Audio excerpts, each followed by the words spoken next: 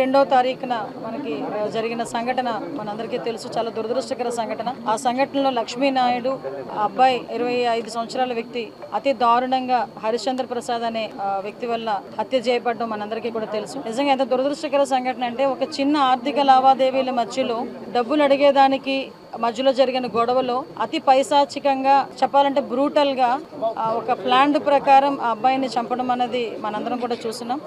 Information తెలుసుకున్న వెంటనే పోలీసులు ఇమీడియట్ గా ఆ అబ్బాయిని పట్టుకుని మళ్ళీ రిమాండ్ కూడా పంపించడం జరిగింది. ఈ హత్య జరిగిన సందర్భంలో హరిశ్చంద్ర ప్రసాద్ వాళ్ళ తండ్రిని కూడా అదుపులోకి తీసుకొని అతను కూడా ప్రొవోక్ చేస్తున్నారు, అతను కూడా హత్యకు ప్రేరేపించారు అన్న సంగతి తెలుసుకొని తండ్రిని కూడా ఇమీడియట్ గా కస్టడీలోకి తీసుకొని వాళ్ళిద్దరినీ కూడా ఇప్పుడు రిమాండ్కి పంపించడం జరిగింది. ఈ హత్య కేసుని సమగ్రంగా విచారణ జరిపించడమే కాదు, ఎక్కడా కూడా ఎటువంటి ప్రలోభాలకి లొంగకుండా, ఎక్కడ ఎటువంటి ఇబ్బందులు కలగకుండా, ఎవరైతే బాధిత మహిళ ఎవరైతే ఉన్నారో తనకి న్యాయం జరిగే క్రమంలో ఈ రోజు గవర్నమెంట్ చర్యలు తీసుకునే విధంగా కేసు కూడా కట్టడం జరిగింది. ఈ ఆర్థిక లావాదేవీలతో పాటు ఈ అమ్మాయిని కొంచెం హెరాస్మెంట్ కూడా చేస్తున్నాడు అన్న సంగతి తెలుసుకొని ఇమీడియట్ గా దాని మీద కూడా కేసులు కట్టడం జరిగింది. ఇమీడియట్ గా రిమాండ్ కూడా పంపించడం జరిగింది. మీ అందరికీ తెలుసు, ఈ అమ్మాయికి కూడా, సుజాతకి కూడా 2 చిన్న బిడ్డలు. ఆ అమ్మాయికి కూడా 1 సంవత్సరం ఆడపిల్ల, ఇంకొక 4 సంవత్సరాల ఆడబిడ్డ.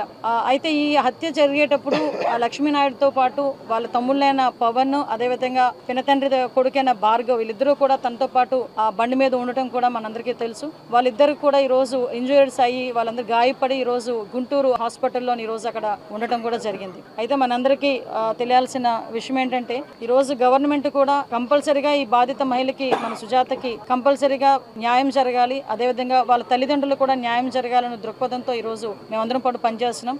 ఈ ఇన్ఫర్మేషన్ గౌరవ ముఖ్యమంత్రి గారికి తెలిసిన తర్వాత ఫస్ట్ నుంచి కూడా మేము ఫాలోఅప్ చేసుకుంటూనే ఉన్నాం. హత్య జరిగిన తర్వాత నుంచి రిమాండ్కి పంపించి మళ్ళీ వాళ్ళందరికీ కూడా కేసులు కట్టి ఈ అమ్మాయికి ఎటువంటి ఇబ్బంది లేకుండా చూసుకోవాల్సిన బాధ్యత పరంగా మేము అన్ని కూడా డాట్ టు డాట్ క్రానలాజికల్ గా మేము చూసుకుంటూనే ఉన్నాం. ఈ రోజు గౌరవ ముఖ్యమంత్రి గారు, అదేవిధంగా గౌరవ ఉప ముఖ్యమంత్రి గారు కూడా ఒక నివేదికను ఇవ్వాలి. ఎందుకంటే ఈ రోజు ఈ నివేదికను అడగడానికి కూడా కారణం కూడా ఏంటంటే, ఈ అమ్మాయికి ఏ రకంగా మనం ఆర్థిక సహాయం చేయాలి, ఈ కుటుంబాన్ని ఏ రకంగా ఆదుకోవాలి అన్న ఒక ఎత్తు అయితే, ఈ రకంగా బ్రూటల్ గా చంపిన తర్వాత ఎవరు కూడా బయట తిరగడానికి వాళ్ళ అర్హత లేదు. ఇమీడియట్ గా వాడికి శిక్ష పడేదానికి, నిందితుడికి శిక్ష పడేదానికి ఎటువంటి చర్యలు తీసుకోవాలన్న దాని మీద కూడా ఒక సమగ్రమైన నివేదికను సమర్పించమని నన్ను, ఇక్కడ నారాయణ గారిని, అదేవిధంగా బొలిశెట్టి శ్రీని గారిని కూడా ఈ రోజు ఎన్డీఏ కూటమి తరపున ఒక కమిటీని ఇక్కడికి పంపించడం జరిగింది. మేము ఇక్కడికి వచ్చిన తర్వాత అమ్మాయితో కూడా అన్ని విషయాలు చాలా క్లియర్ గా మాట్లాడడం జరిగింది. ఆ అమ్మాయి తన సొంత సోదరితో చెప్పుకునే విధంగా ఈ రోజు తన విషయాలన్నీ కూడా ఏం జరిగింది ఏంటి అనేది కూడా మొత్తం అంతా చెప్పింది. గౌరవ ముఖ్యమంత్రి గారు కూడా సాక్షాత్తు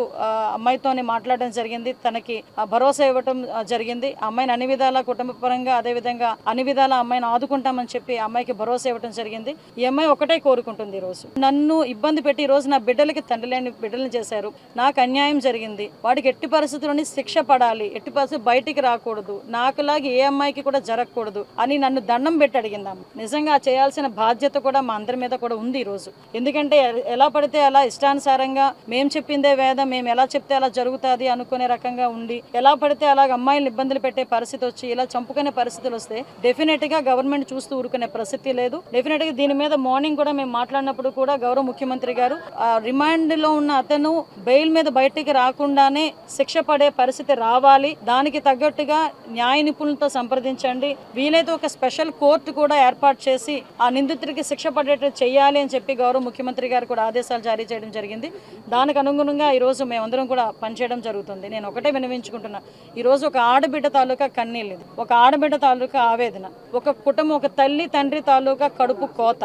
దీన్ని అనవసరంగా నేను ఒక్కటే విజ్ఞప్తి చేస్తున్నా, యాజ్ ఏ హోమ్ మినిస్టర్ గా విజ్ఞప్తి చేస్తున్నా, అట్ ద సేమ్ టైం ఒక మహిళగా కూడా విజ్ఞప్తి చేస్తున్నా, ఒక తల్లిగా కూడా విజ్ఞప్తి చేస్తున్నా, దీన్ని దయచేసి రాజకీయాలకి చేయకండి. ఇంకొకటి ఏంటంటే, కులాలకి ఆపాదించి కుల రాజకీయాలు చేయాలని చేసి దీన్ని అనవసరంగా రాజకీయాలకు ఉపయోగించుకోవద్దని మిమ్మల్ని అందరినీ కూడా చేతులెత్తి నమస్కరించి నేను అడుగుతున్నా. ఎందుకంటే ఈ రోజు మీకు వీలైతే అమ్మాయికి సాయం చేయండి, వీలైతే అమ్మాయికి భరోసాగా నిలబడదాం, ఆ కుటుంబానికి భరోసాగా నిలబడదాం. ఈ రోజు గవర్నమెంట్ ఇన్సిడెంట్ జరిగిన వెంటనే ఇమీడియట్ గా మేము అబ్బాయికి అదుపులోకి తీసుకున్నాం. డిపార్ట్మెంట్ వాళ్ళు ఇమీడియట్ గా కేసు ఫైల్ చేసుకొని పోలీస్ శాఖ తరపున మేము అన్ని కూడా ఎంక్వైరీలు కూడా చేసుకుంటున్నాం, రిమాండ్కి పంపించుకున్నాం. ఈ రోజు ఇన్వెస్టిగేషన్ కూడా చాలా వేగవంతంగా చేస్తున్నాం. ఈ అబ్బాయికి ఎవరైతే సహకరించారో, ఎందుకంటే అబ్బాయి ప్రీ ప్లాన్డ్ గా చేశాడా, కనిపిస్తే గుద్దాడా, లేకపోతే ముందుగానే ఊహించుకొని అబ్బాయి పలానా దగ్గరికి వస్తాడన్న సంగతి తెలుసుకొని అబ్బాయి హత్య చేశాడా, ఇలాంటి విషయాలన్నీ కూడా ఎంక్వైరీ చేసి సమగ్రమైన నివేదికను కూడా తొందరలోనే సమర్పించి ఇమీడియట్ గా అబ్బాయికి శిక్ష పడే ఏర్పాటు కూడా మేము చేసుకుంటామని మీ అందరికీ కూడా తెలియజేసుకుంటూ మరొకసారి దీన్ని కులాలకి మతాలకి ఆపాదించకుండా,